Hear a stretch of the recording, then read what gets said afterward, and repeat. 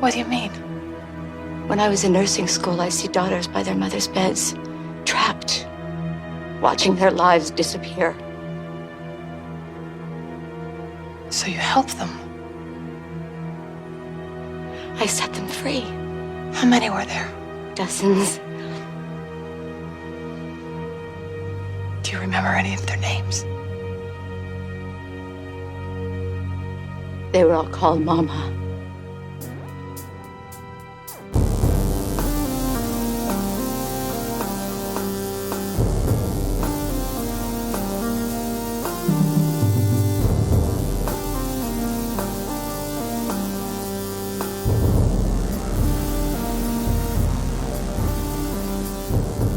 In New York City, sexually based offenses are considered especially heinous.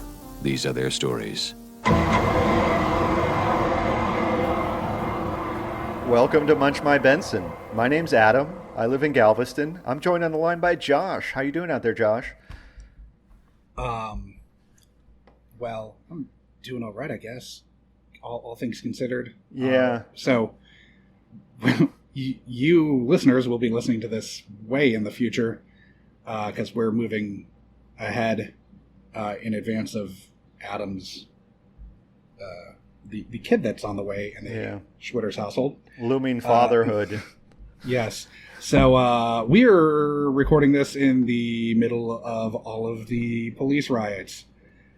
The police protests and the riots that are ensuing that seem to be fomented by the police at every turn almost. Hopefully, when you all are listening to this in the future, there have been good results from what has gone on, but where I'm sitting, things don't look very good for our old republic right now. It's looking kind of bleak, kind of depressing. Yeah, it's feeling a lot like interwar Germany here. Yeah, it sure is. Yeah, it sure is. So instead of thinking about the looming demise of representational government, let's talk about an episode of Law & Order SVU, Josh. This week, we are covering an episode called Bound. It's from season 5. It was episode 23. It's an interesting one. It has some fun things, and it also kind of falls apart at the end. But let's just get into it. I'll give a little recap, and then we can talk about it. A realtor and a client walk into a brownstone discussing the price when they find an elderly woman who'd been strangled to death and a live elderly man in the midst of having a heart attack. This will surely affect the sale price. SVU arrives and immediately suspects the dying man of the dead woman's murder. The woman's daughter informs the cops that the old lady did a lot of entertaining, if you know what I mean. By that I mean she had lots and lots of old sex. Now, we meet a few of her paramours, including a wizened tango instructor and a 20-something scumbag wearing an open silk purple robe, who is an extremely gross piece of shit. Richard Sutton, a.k.a. the old man with the heart attack, has had 3 dead former wives and a current living one who has Alzheimer's and who's been placed in a dingy nursing home while he lives off her ample estate. He's got to be the perp, right? An interview with the intubated Sutton reveals that Emmy Warner had screwed up her timeline of the death and that Sutton was almost certainly not the perp. George Wong searches the FBI database for similar crimes, and 2 cold cases are found that match the crime precisely, with elderly women killed with the exact same kind of climbing rope. Uh-oh, it's a serial killer. As it turns out, all 3 victims had cancer and had utilized the same in-home care service, one RDH, which is crawling with recognizable celebs, including Jane Krakowski as Emma Spivak, the nurse manager, and Anthony Rapp as Matt Spivak, the doctor in charge. You know what that means. Well, all 3 Vics had Dr. Spivak's foundation listed as the primary beneficiary in their wills. Uh-oh. Spivak was also an inveterate gambling addict and was cooking his foundation's books to cover his debts. To boot, he was an avid rock climber. It's not looking good for Dr. Spivak. Hard evidence, though, is lacking, so SVU opt to put the screws into the sister who must have been a co-conspirator, only to find her with ligature marks around her neck, just like the other Vics. A search leads them to the home of one of RDH's patients, where they find a dead old lady on a bed and Dr. Spivak, himself dead from a gunshot wound and festooned with climbing rope. CSU tech Judith Seiper and Wong both find strange inconsistencies in the crime scene, which cast doubt on the original theory of the scene. The lady had been killed by a stroke caused by an injection of air into her blood, and there was no syringe found at the scene. Now it must have been Emma. They find Emma watching some old home movies that show her brother having loads and loads of fun with their now dead mother, while Emma stands around looking very sad. As a coincidence, the mother had also died from a stroke. But in order to exhume the body to determine if that stroke had been caused by an air embolus, Novak needs to travel to Judge Siegelman's house at night, only to find like every single SVU judge hanging out there playing poker together. Now she gets the necessary warrant, they exhume the lady, and they find the needle mark on the corpse. A little game of angry, abusive male cop and frightened lady cop played by Elliot and Olivia do eventually get Emma to admit to her crimes, including killing literally dozens of old ladies who, in her words, were all called Mama. The end.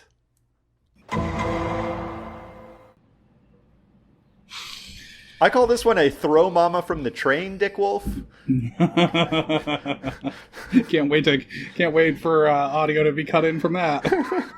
Because that seems to be the takeaway, is that all moms need to fucking die. Yes. Yeah. Holy shit! What a dream I was having! Louis Armstrong was trying to kill me! Mrs. Lift? Get away from me, you horse's ass! Whoever wrote this episode really had some Freudian issues here. Yeah, no shit. Let's, that's not a big deal. Any things really stand out from this episode to you, Josh? It was definitely, she was an angel of mercy, but in a weird way, because, so typically angels of mercy, and there's been a few of them, including one, Niels Hugel, a German nurse who killed something like 400 people. Typically what angels of mercy do is they see people that are suffering and they choose to put them out of their misery, kind of like a euthanasia like you do with a dog. Go ahead. But she started doing this when she was in nursing school, though, and I don't think the implication with those early deaths is that they were also terminal. Later on, we have verification that two of the three that sort of bring this case to the serial killer area, two of the three were terminal, one was in remission. Yeah. So that's already one person that she's killed that was in remission. She's not being an angel of mercy for the victims, the people she kills. She's killing for the daughters. Yes, for the daughters. For the daughters, because they all are daughters of mothers. Yeah. And apparently daughters of mothers have the undying urge to see their mothers die. Yeah, no shit, man. Wow. It gets really dark in that last scene. Rough statement. It's kind of funny because it gets so dark at the end, yet at the same time, the episode has kind of gone off the rails at this point. Like, you know, the plot kind of grinds to a halt because we've gone through a couple really big twists and turns, and it's just kind of hard to really fly with the scene where she's watching the films. It just kind of it's just kind of died at this point. So, you know, you're watching, you're kind of in a daze, and then she's just like, they were all mothers at the end. And you're like, wait, what? Do what now? Oh, God. Yeah, okay, so I remembered this episode, and I knew that Krakowski was the killer. So that takes a little bit of the fun out of it for you. And once you've seen this episode, it's pretty hard to forget that she turns out to be a random, like, mother serial killer. So it's weird watching it, knowing what's going to happen. Should we skip back to the beginning? It's the ending we obviously kind of needed to address right away. Yeah, no shit. I think we should talk about all the famous people in this first, and then we'll get to... And then we'll... I mean, I think the plot... I don't know. We'll go through some of the more fun bits, but I think we really need to talk. There's a lot of famous people in this episode, kind of headlined by Krakowski and Anthony Rapp. Right. You want to talk about either one of them? Jane Krakowski's been in a bunch of different stuff. To me, she will always be Cousin Vicky from National Lampoon's Vacation back in 1983, but she's probably much more famous to you as, you know, she was in most of Ally McBeal. She was in all of 30 Rock. That's probably where she's Jenna Maroney from 30 Rock. That's probably her biggest role, but she's been in tons of stuff. She was in Unbreakable Kimmy Schmidt, yeah. Yeah, so, I mean, tons and tons of stuff. She's highly recognizable. First time I saw her, my hackles always get raised when I see a famous person in SVU. You know, it's like, oh, they must have done it. And when I saw her, I'm like, holy shit, it must have been her. And then, but there are two of them. Exactly. And so there's the weird, like, okay, well, it's one of these two, clearly. Yeah, exactly. Even if you haven't seen this episode before, you know it's either the brother or the sister. It's either Matt or Emma Spivak. Anthony Rapp, of course, he was Daryl in Adventures in Babysitting. Exactly. Thank you for calling that out first. I was worried you were going to say something else. No, fuck that shit. No, he was Daryl in Adventures in Babysitting. He's also in Dazed and Confused. Tony, the nerdy guy. Yeah. Yeah, the nerdy guy who's trying to get with the like, kind of creepy. She's like, what, 15 or 16? Yeah. He's going to be a senior, I think. Mm-hmm. Or she's going to be a freshman and he's going to be a senior. Exactly. He was in School Ties. So Dick Wolf connection there. Mm-hmm. Since Dick Wolf wrote School Ties. And he was in Rent. Yeah. He was the narrator in Rent. And for people who weren't like cognizant of the world in the 90s, Rent was basically the 90s version of Hamilton. Mm-hmm. It was the musical of that decade that like permeated the sort of social consciousness like Hamilton has. Yeah, fuck that shit. Yeah. He's in Star Trek Enterprise now. Oh, and obviously the probably most important aspect of the Anthony Rapp. Yeah. And the one that ties most into SVU. Yeah. He was the first accuser to come forward and name Kevin Spacey as Spacey basically perped on him when he was 14. They were both they were in concurrent Broadway productions, and Spacey put the moves on him at his apartment. Yeah, and it's a really 14, creepy story. Years a senior. Yeah, it's and that's what set off the. He was the first accuser to name Spacey, and then at least 14 more have named Spacey as being like serial sexual predator. Yeah, it was in 1986. This was before Spacey was famous. He was in. He was basically in Miami Vice at this point. Yeah, he was in a supporting role in a Broadway production of Long Day's Journey into Night, starring Jack Lemmon in this version. And Rapp was also on Broadway at the time. He was in Precious Sons with Ed Harris and Judith Ivey. And they were both, the way they met, they were both receiving a lot of praise on Broadway. And so they had a big party for both different productions that kind of mixed. And that's how we met him. And then Rapp didn't know who Kevin Spacey was after the event happened. And Rapp was at a movie theater when he was 16. He saw Working Girl, and he saw Kevin Spacey on screen in Working Girl, and basically had a PTSD trauma attack because it was the first time he'd ever seen him on screen. Had no idea really who he was, as far as being a famous person. And of course, Kevin Spacey after that would go on to become a very famous person. So very upsetting shit, but. Good on Anthony Rapp for coming forward. He also first disclosed actually in 2001 in an article in The Advocate. Yeah. But there were legal ramifications that precluded them from being able to name Spacey then. But he wanted to then. It's just they couldn't legally do it. Mm. But I mean, shit. It's got to take a lot of guts to come forward about a guy who was massive in Hollywood. Yeah. Massive. All right, so we get back to, I guess, more fun stuff. Yeah. So let's kick it back to the top. Sure.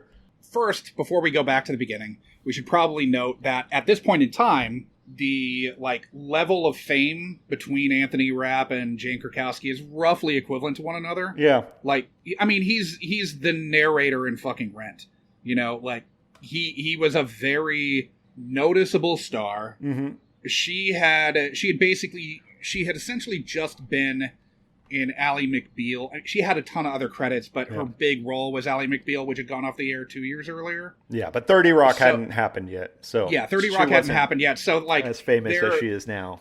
Exactly. So like they're sort of like the equivalent of the fame equivalent of one another. Oh, well, we're still talking about famous people. I think we're burying the lead because we get yet another Wire tie-in in this episode. Because Jimmy McNulty's ex-wife is Anthony Rapp's attorney. The Wire and Homicide: Life on the Streets. Yeah. She was in the unit with Munch on Homicide. And so then she pops up here. And I think this is the second episode that she's in as Nikki Staines. She actually has a weird, like, late season arc. She pops up in season 19 and 20 in two big, like, mythology episodes, essentially. Of course, we're talking about Callie Thorne, yes. the actress who is good. Who was in also in Rescue Me. Yeah, she is. She's in a bunch of recent seasons. Interesting. Yeah, but she went like 12. She went, I think, 12 years in between episodes of SVU, and then got reintroduced as a defense attorney. But same character. She's later in the game. Same game. Yeah, she's Nikki Staines throughout. Huh. All right. So, okay, let's go back to this top now. We've talked about the actors involved. Well, just wait. Should we talk about the nurse also? Please. So the nurse who, when they first get to the hospital, the nurses. No, so one of their first, like, when they first start keying in on the home care company, RDH, all signs point to this nurse who was one of their in-home nurses. And his name in the show is Gary Duvall. And he had been fired from RDH and was now working for Meals on Wheels, delivering meals to elderly people. And this actor is very hard to track down. He's not listed in the IMDb page. He's not listed in the credits of the show. And he's not on the fandom wiki page either. Now, we will continue to do some research on this. And hopefully by the time we air this, we will actually have found who Gary Duvall is. But at the moment, it's a big whodunit. And he has more than one scene. It's not a under 5 throwaway character. I've yet to see an under 5 not get credited. Yeah. So I don't know what the hell's going on here. Maybe he's just the ghost from 3 Men and a Baby. Yeah, it's possible. It's possible. He's standing there in the window. But he had a really fun bit. But I guess we'll get there in a second. But yeah. Okay, so should we go back to the beginning now? The cold open was pretty fun, I gotta say. Yeah. So I love when Sutton's croaking on the sidewalk. Yeah. The EMT asks Elliot if he knows CPR. Yeah. And I sort of laughed, assuming cops had to know it. Yeah, they do have to know CPR. Only kind of. So I did a dive on this because I was like, I've been CPR certified a bunch of times. Yeah. In different states. I was always under the impression that cops had to be CPR certified. In New York, however, officers did not have to be certified in CPR until 2017. What? Yes. This was the subject of a controversial case in 2010, where a 10-year-old girl, Brianna Ojeda, suffered an asthma attack that led her mother, Carmen Ojeda, to rush her off to the hospital. Her mother turned the wrong way down a one-way street, and Officer Alfonso Mendez pulled her over but refused to administer CPR, later saying that he'd only learned CPR from a textbook and never practiced on a dummy. Holy shit. So, after issuing a citation, Mendez followed the car that Ojeda was driving, didn't lead her, followed the vehicle to the hospital. So, CPR was something that NYPD taught its officers, but apparently not well. Brianna was pronounced dead an hour after battling through traffic on the way to the hospital with neither a police escort nor a 911 call made by Officer Mendez. It took 7 years for Brianna's Law to get through the gears of justice in Albany, but now officers need to recertify every 2 years. This is as of 2017. They need to recertify every 2 years like I do to like we did at the boat. Yeah, to give a tour. And that was unofficial. That was just, our boss doing that because he thought it was right. Yeah. This is insane. I mean, I've been like a CPR first aid certified before because I was a lifeguard way back in the day. Nowadays, the Coast Guard makes me get certified, but yeah, surely they would. Yeah, that's yeah. But Wow. I'm Yeah. kind of Isn't that speechless, fucking shocking? but I'm also like 100%. Until 2017 in New York, cops didn't have to be fucking CPR certified. And you wonder why people are upset. That's shocking. 10-year-old girl died.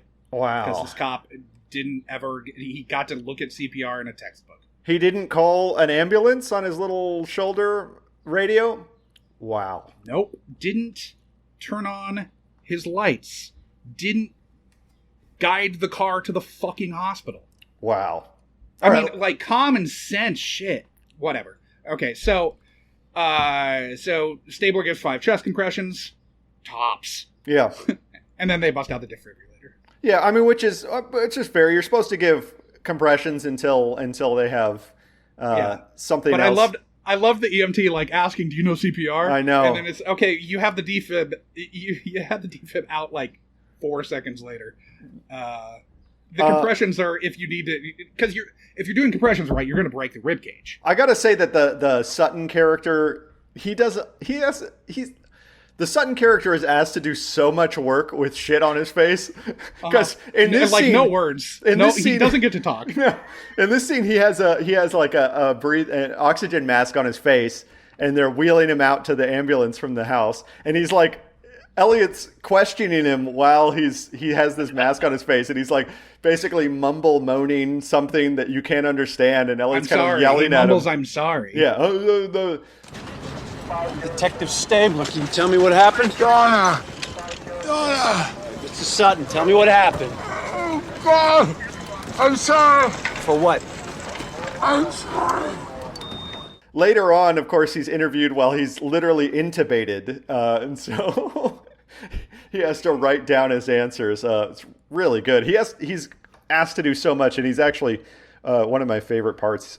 Richard Easton is the name of the actor, and he did a great job. That sort of recalls those scenes in what was the name of the episode where the girl has her mouth wired shut? Yeah, exactly. That was Pretend from season 8. That makes sense to me. And so that was episode 14. Mm-hmm. Okay, so back to Bound. I also really like the look on the realtor's face when she realized that there was a dead body there. It wasn't that shock that there's a dead body here. It was just like God damn it. There goes this sale. Yeah, God damn it. Do you know how much my I was gonna make fucking $60K on this. Yeah, your 5% commission on whatever, a $2 million sale. Yeah. Let's see. So we go to the boy toys to start with, and it's all very funny. This kind of they actually lead us down some really good paths on this episode until we find the real culprits. And the boy toy, man, so gross. I think this is the best performance in the episode. This guy is so problematic. This guy is so great. I mean, like, really, every line that comes out of your mouth, we could just drop into this episode right now. Absolutely. We could just drop in all of his dialogue, and everyone's jaw would drop if they've not seen this episode. This guy is such a creep. What's the big deal? Say about a 40-year age difference. You should try it. Older women, they have more experience, they're less inhibited, and you don't have to worry about getting them knocked up. You forgot to mention financially independent. Donna has a lot of dough, definitely sweetens the pot. So he's wearing a purple silk robe that's just open, and we don't see below his waist, so we have no idea what's down there. Oh, he's hanging dong. He's hanging dong. Like, Stabler and Benson are both just, like, sitting there having a look at this guy's junk. There's no way this guy is not open robing it and just fucking freewheeling the whole time. When informed of the death of a woman he had sex with last night, he says, She was fine when I left her. No, I take that back. She was satisfied. It's fucking hell, it's so good. So we get there because like her instructor at Hot to Trot, which is also amazing. I'm assuming I was kind of hoping for Bobcat Goldthwait to pop up, but I guess we're not going to get that. No. So instead it's this old guy, Harvey Cohen, who taught her how to tango. Yeah, he was a respectable-looking old guy, though. He had some panache. Yeah, but he was super jealous because she showed up with her boy toy, Ben Pauler. Mm-hmm. And so he kicked them out of class because she was too flirty. Oh, fucking hell. Okay, so this guy, I looked him up, Trevor Jones, who plays Ben Pauler. Yeah. The berobed... boy toy. Yeah, the berobed boy toy. He's now a line producer. Yeah. He doesn't really have a lot of acting credits. He only has a few, and then he jumps to being a producer. He's ton of producing credits. A lot. Yeah, and he was an AD too. But why is he not still acting? I know he was solid, really solid. Yeah, I mean, a lot of fun. I mean, wardrobe helps him out a lot here. He is wearing the sleaziest purple robe ever. But he licks his chops and steps into, just tears into the lines. You should try it. Older women, they have more experience. They're less inhibited. And you don't have to worry about getting them knocked up. So gross. I mean, there's so many good lines from him. I think he has all of the best lines except for one that Warner says that is, I guess, I mean, we've already heard the rundown, so we can talk about it. Because while we're talking about great lines, Warner is talking about the woman that is found dead next to Anthony Rapp's character. Vivian Callis did have a stroke, but it wasn't caused by fear. Puncture mark on her neck. I missed it at first because her skin is so wrinkled. This wrinkly old bag, I almost missed it. Yeah. Oh my god. There's a lot of fucking anti-old shit going on in this episode, and I am here a lot for of it. ageism. So when we come back to the precinct, Kragen asks, "What's he doing hanging around with the queen of the charity balls?" Yeah. And I'm like, maybe his balls are the ones receiving charity. That's right. Yeah, that's right.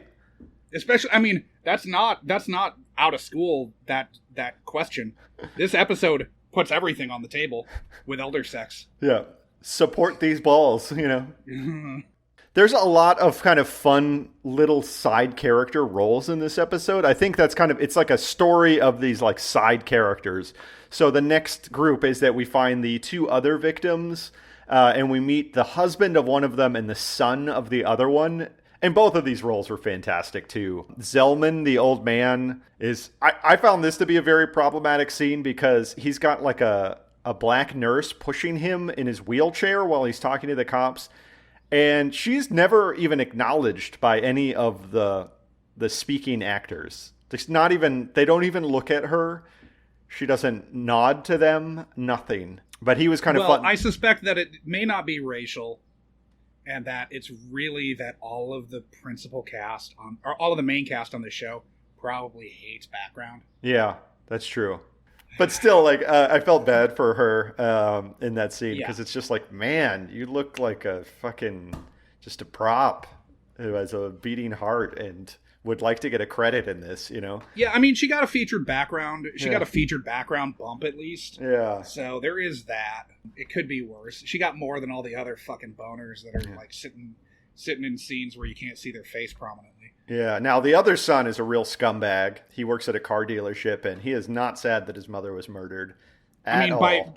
By giving him that occupation, we get the very shorthand version of this guy's a shitbird. Yeah, this guy has zero morals, and yeah, he's a car salesman. Yeah, he's the worst. He'd sell your mother too. Yeah. And then after that, we find the oncologist because it kind of is a kind of rapid fire path through these different people. And the oncologist is the one that eventually leads us to RDH, the in-home care provider. Now, the oncologist immediately, when they bring up the fact that several of his patients had been murdered, said, well, if I'd done it, I would have done a better job at murdering them so you wouldn't even know. Well, it's not even that. I really think he's hinting that he's Dr. Kevorkian and he euthanizes his terminal patients on the reg. Yeah, no shit. Maybe but he's so fucking good at it that they're never going to catch him, so what the fuck ever. Yeah, maybe he's actually the allusion to Niels Högel, the German super serial killer.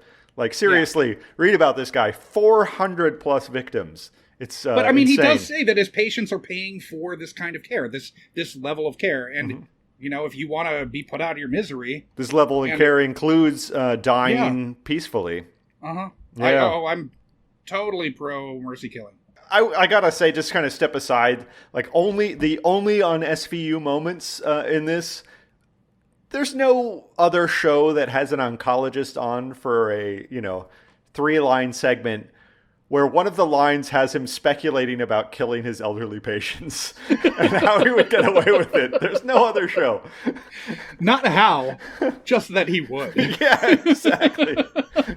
If I were doing this, there wouldn't be a fucking trace, lady. So good on them for that. I mean, really, bravo, SVU. Of course, Respect Dignity Health is the name of the in-home care provider. And we kind of briefly mentioned the Gary Duvall character. He has some great lines, and I really want to feature this guy and talk about him because he has this back and forth with his Meals on Wheels lady where he's getting taken in by the cops, and he's basically like, "Sorry, old broad, I'm not going to hang out with you today," and she's like, "But you're the only one who visits me." But then he's like, "I'll be back tomorrow." Yeah, I mean, he was kind of nice to her, and then he says stuff like, "The bitch is lying, getting fired was the best thing that ever happened to me. And also, I'd never rip off Susan. She was a sweetheart." Yeah. I don't necessarily disagree with anything that he says here. Yeah. I mean, Donna Brooks is basically a completely selfish hedonist who anyone who did work for her, she probably would treat like shit. Yeah, absolutely. Fuck that lady. And what does she need a Rolex for She anyways? docked him because he was 10 minutes late. She docked him pay because he was 10 minutes late. It's New York City. The subways run late. All sorts of things happen. Yeah, fuck that old broad. I really think that's an effort. I think that... I like his scenes... Does that change how we feel about the first Vic? Like, at first she was just getting her bone on, But now it's like, okay, well, she was kind of, like, terrible to her in-home healthcare provider. So are you saying that it's likely that this episode is pro killing the elderly? Like it's basically like a Logan's Run for New York City olds? We don't know that she was ever convicted. It's true. We don't. And we don't know the full story behind the dozens of other victims. We do know that the mom was a piece of shit because we see evidence of the mom straight up ignoring her and playing that Super 8 film strip that she clearly just watches on a loop. I know. In like the dark. She watches that every day. It's the saddest shit you're ever going to see. This Super 8 strip with like her just like standing there in the background while her little brother is, her twin brother is getting all sorts of praise and affection from mom. Oh my God. Saddest / funniest. So like good. You're sad for a second and then you're like, Jesus fucking Christ. This is in this episode. This fucking thing is crazy. Yeah. Yeah, no doubt. So, I mean, I'm saying that we don't know enough about the other victims to really judge whether it was justified or not. But the two that we kind of do know enough about, it seems totally justified. Like they both deserved it. So, and they were terminal, so whatever. Yeah, it's the sorry, I said that kind of callously, but that's kind of what I think that's kind of what the show is having us believe. Yeah, because the two that are terrible of the three, the two that are terrible were terminal. Yeah, no. So. Well, and really, what did these women have to offer society anymore? They were literally just a burden. They were just a burden on everyone, on the healthcare system, on their daughters, on their boy toys.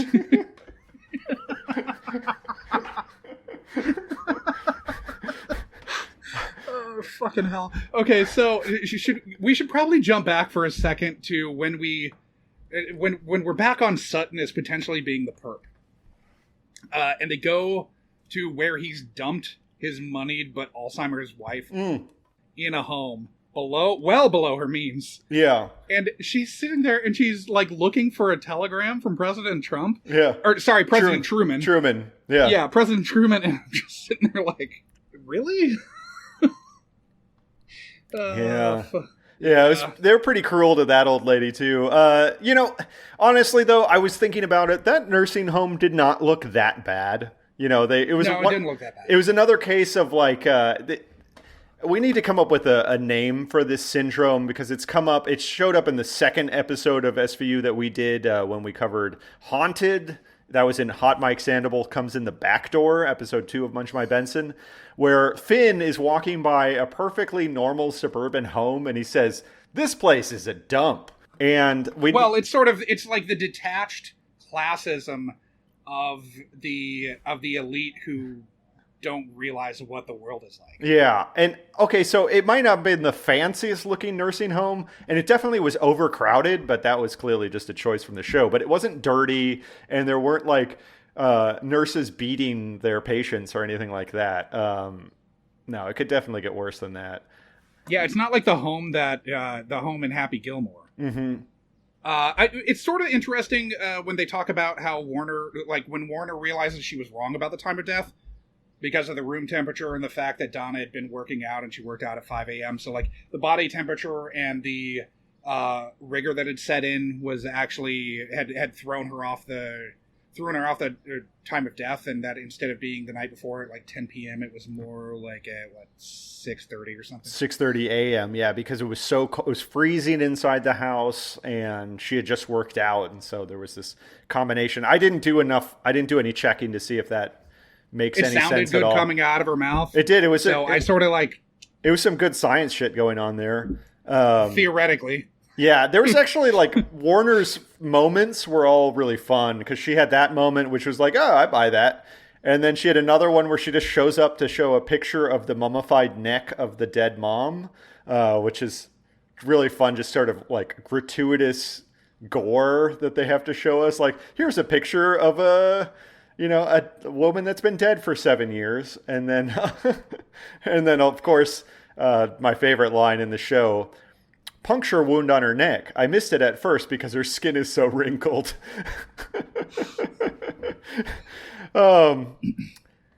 Gosh, the thing about this episode for me is that I really liked all the bits that didn't have the two famous stunt cast members in it. Really, and them in it was I felt like it kind of ground to a halt. Because we had such a weird journey to find them. Yeah. Hyper sexually active old people. Yeah, and once they're introduced, once the real killers are introduced, we don't get any more of the boy toy. No, we don't get the boy toy. We get a nerdy doctor who. I don't know how he has time to be a doctor because he spends all his time gambling in Atlantic City and going rock climbing. And then the sister who doesn't do anything but just plot old people's demise and her brothers. Yeah. Now we get one of my favorite things in the episode was when Finn and Munch go to search Dr. Spivak's apartment. This is when they find out that he's had these gambling debts, and there's just this perfect answering machine message that plays when Munch hits the button. Answering machine's blinking. Probably collection agency. Hey, Spivak, you're late again. You better pay up, Doc, or we're coming over. Doesn't sound like MasterCard. It's clearly just they grabbed a PA and were like, hey, say this line. Yeah. They probably gave that to the key set PA. Key set PA got to do that. Yeah. That's just 5 minutes. And then there's the other great scene in the second, the kind of, I guess, a little hard to say what the act structure of this episode is because it goes on such a random winding path. But sort of in the second half, the best moment I think is when Novak goes over to the judge's house and there's the multi-judge poker game going on. Which I thought was fun. They called everyone off the bench. Yeah. Figuratively and I guess literally. Called everyone off the bench. And so is gambling still illegal? You would think so. But it wasn't clear whether they had any money on the line. I don't think these judges hang out with each other unless they can steal money from one another. Yeah, exactly. But that was a really fun scene because all those judges are great, and you rarely get to see them doing anything but being just judges on the stand. Yeah. No, I was kind of into it. It's weird. There are so many of them there that they I don't think all of them had a line in this episode. I don't think so either. So some of them just sat there. I don't know. It was like I enjoyed having that scene in there. Yeah. It was fun. Well, you got anything else to point out before we get to some of the segments here? I don't have anything for New York State of Mind this week, but go ahead. So I've got a couple things. It's really weird how shocked Benson is to discover they're twins when they're standing over the family grave plot. Exactly. They're twins? I know. Like twins don't. I've never met twins. What are they like? Yeah. Or like in Patriot, where the father of twin daughters says that his fear in life is twins. It's something like that. It's super weird. I know. I mean, it seemed like kind of obvious. I mean, not obvious, but at least not that crazy that these people, they look to be about the same age. Yeah. Yeah. Oh, they're twins. That's They're it. Twins? No. I mean, it was a little weird that they already had funeral plots and they're like, 30 years old, but I also think it's funny when Wong comes up with the idea to reenact the sibling rivalry. So Wong, is it just his purpose with the unit to come up with crazy role-playing scenarios? Yeah, basically. Like, is that his primary function? Yeah. Then we get the scene where Stabler plays the shithead older brother to Benson. He says, the line, I think it's the walk-off line is, women shouldn't be cops, they shouldn't be doctors, they're too weak and stupid. Yeah, he sure does. So... yeah, he really, some pretty vile shit. Yeah. Really selling this whole role play. Uh-huh. So, and then she says, Krakowski says, mothers are all the same. You try to be good to them, and all they do is treat you like dirt. Yeah, man, that line at the end. Yeah, well, and then she says, it always worked so, and then they were all named Mama, and she says, it always worked so quickly, and you're like, wait, what? Always? Always? Oh. And then she reveals dozens of fucking elder maternal, or elder, I guess it's not, matricide if it's not your mother. Yeah, it's only matricide if it's your mother. I mean, she did commit matricide once. Yes. And then it was I guess matricide by proxy? You could say that. For these other embattled daughters who will never get out from the specter of their mother's judgment. Now, interestingly enough, besides, I guess, Donna Brooks, the two victims that we kind of go down the rabbit hole with, we don't see their daughters ever. We see their shithead son and their elderly husband, but we don't see the daughters. Maybe she's branching out and just killing whomever at this point, because she's sick of she's giving indiscriminate air emboluses to daughter mothers. Well, yeah, I mean, she's clearly her MO is sort of advancing. Yeah. As her rage builds. Yeah, because at this point, I guess it's less about killing the old women than it is about punishing her brother. I mean, that's when she's moved on to the climbing rope. So yeah. Now we can start ranking this thing. We rank these episodes every week, and we do it on a 10-point scale. We have 4 different criteria that we rank on. We do it on the quality, the guess, how problematic it was, and how ruined these people's lives were by the course of the episode. And then we create a composite score based off of all those criteria. So where do you think about the quality? Let's just start at the top. Now, for me, this one was kind of mixed because it had some really good stuff in it, and it also it just kind of fell apart as far as just the driving plot to the end would be my biggest problem with it. Yeah, the quality is all front-loaded. Yeah.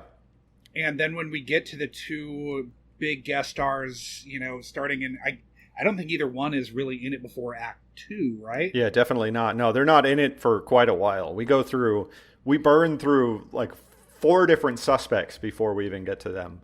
Yeah, and so they're really not involved until they're there to bring the story to a halt. Yeah. Bring the episode to a halt, at least. Not the story, I guess. Yeah. I mean, I don't think that either of them are bad. No, I don't think so either. I just think I it- think the show kind of goes off the rails. I think they're both it's good. sort of it's paced in such a weird way that everything is interesting. Everything that's interesting is in the cold open in the first 2 acts. Yeah. And so then we're left to sort of like play out the string. There's so much insane elder stuff that it's actually kind of funny. Yeah, it's fun. And I think it's good, but it's sort of like it's ultimately middling because of how it whimpers through the final 2 acts. You want to put a number on it?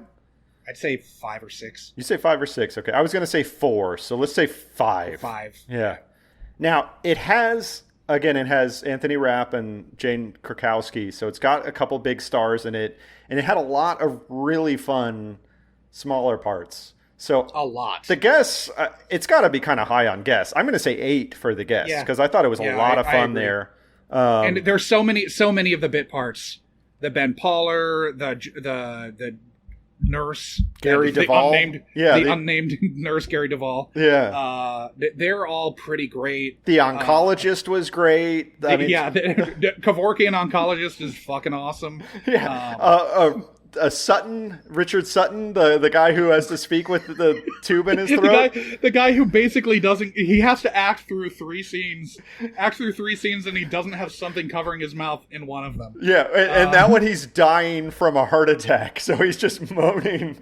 Yeah, he's having to act. They're putting him through the fucking ringer in this episode. Yeah, it's so much fun. So much fun. Great. The shitty son who's the car salesman, lots of good stuff. All of it is fun. Yeah, lots of fun with the guest stars. And it's also got to be high in this next one, how problematic it was, because it's pretty problematic. Oh, yeah. I mean, every word out of Ben Pauler's mouth is appalling. Yeah, it's holy shit. It's really something. Holy shit. I mean, it's not a 10, I don't think. No, it's not a 10, but it's a 7, maybe? I think it's firmly like a 7, maybe. You could probably convince me to go 8, but 7 is probably sufficient. We'll say 7.5. I like 7.5, because it definitely is, it's definitely, man, it goes to some places. Now, this last one might be a little controversial, though, because how do we even describe how ruined people's lives were? Because they were all on the verge of death. We don't know that. We only know that 2 of them were on the verge of death. We don't know how many others were actually terminal. But they old as fuck. They old. But she also murdered these mothers of people.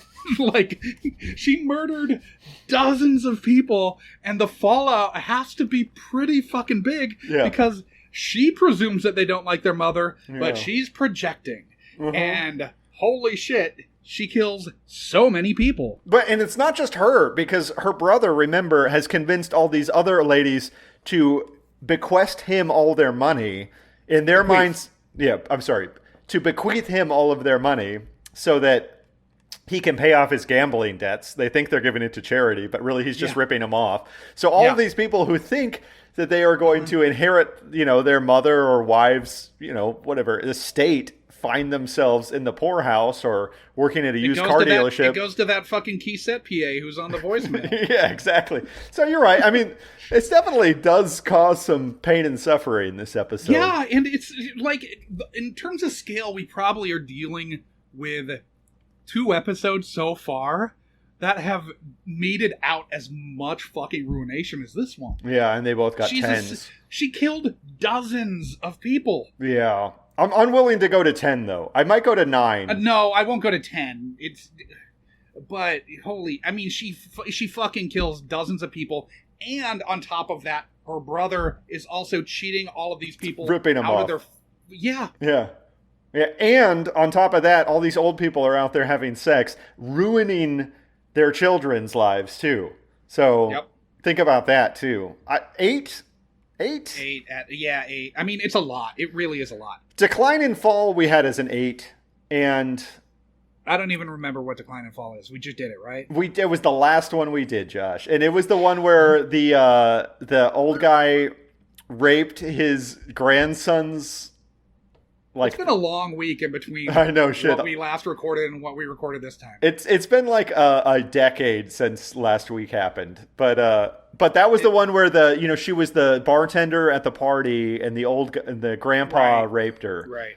Okay. Drugged and raped her. But he also presumably raped dozens of women. Exactly. So that was an 8, and I think this is comparable. Well, but we've got 2 different people who are fucking victimizing people in this. Yeah, that's true. To make no mention of Ben Pauler or Sutton. Yeah. I mean, they were all... Because Sutton's ruining lives. Yeah, Sutton's out there ruining lives, too. Sutton ruined his wife's life and stole her money. Look at all the lives that are ruined in the episode before we figure out she's a serial killer. Yeah, it's true. Now, again, I would say... I'm going to stick with 8. I don't think I'm going to budge higher than 8. Maybe 9? I don't know. I think it's at least an 8.5. Okay, 8.5. It's more than Decline and Fall. It's got to be. You're right. There are people fucking dying in this one. There are. We don't know that anyone died in Decline and Fall. No, we don't. Dozens are murdered. No, the problem is that we're ageist, and it's a problem with the show. We just and the show's informing our ageism. Yeah. So okay, we have to confront that. So 8.5 it is. That puts this episode firmly in the higher tier of episodes that we've watched, which I think it's interesting because while the plot goes off the rails, there's so much fun stuff, even in the last third of the episode with the whole judge collection, and then particularly the 8mm film that she watches, where it's just it's so much fun. That Super 8 footage is fucking insane. It's amazing. And you like, there's no question that she sits there watching this all the time. Oh yeah, absolutely. I mean, she had the whole Super 8 player set up. That's not something you just have in 2004. So I think we can put this one to rest there. It gets a 7. What's the overall rating? 7.25. That's pretty high. It's pretty high.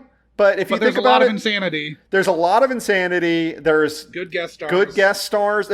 It's got the guest star kind of like spectrum, because it doesn't have it does have standouts. It has 2 standout stars, and it's got really good smaller bit parts. So it's really strong in that. And she kills dozens and dozens of people. She doesn't even know how many people she's killed. She can't remember. Yeah, it's fucking hell. It's great.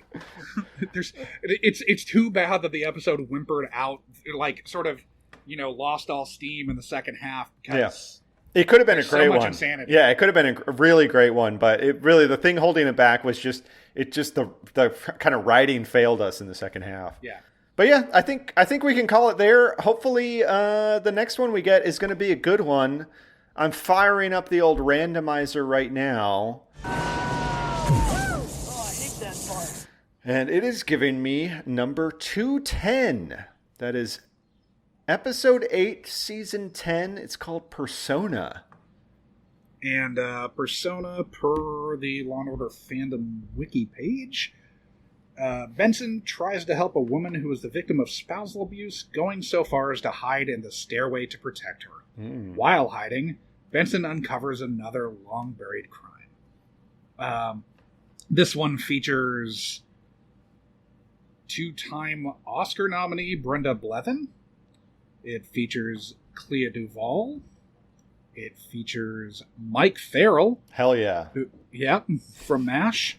And it features Nathaniel Marston, who you will probably vaguely recognize, but he's in this too. Yep. Yep. All right. Till then, guys, munch my Benson. And munch my Benson.